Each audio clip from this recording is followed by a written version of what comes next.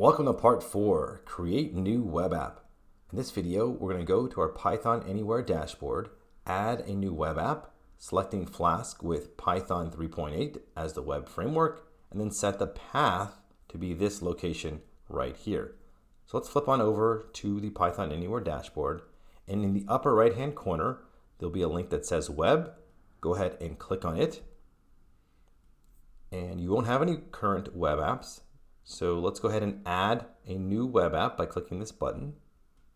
Now when you do this, it'll ask you if you want to create a custom domain.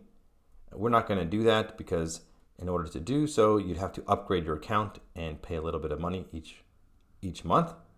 So everyone already has a domain, and that'll be your username.pythonanywhere.com. And in this tutorial, my username is Dunderdata. That's where my application will be accessible from, and that's okay. So we'll just go ahead and click next.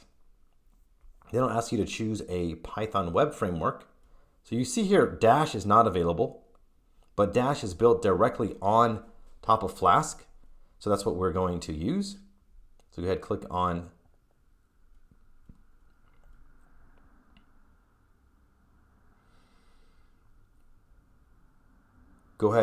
on Flask, and then choose Python 3.8, and it'll ask you to have a location of where the main app.py file will exist, and this is just some default location.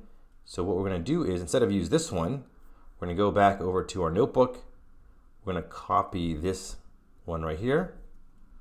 So whatever your username is, we have to replace ours with our current one, Dunderdata. So this is the folder where it's going to be, Corona. And let's go ahead and click next. So this is creating our Flask project. And there'll be a little modification to make it a Dash project. But there we go. So we are ready with our application. It's configured. Now if you click over here, you can see that it does have a default application for you. It just says hello from Flask. So technically you have an application that is viewable to any person in the world with an internet connection.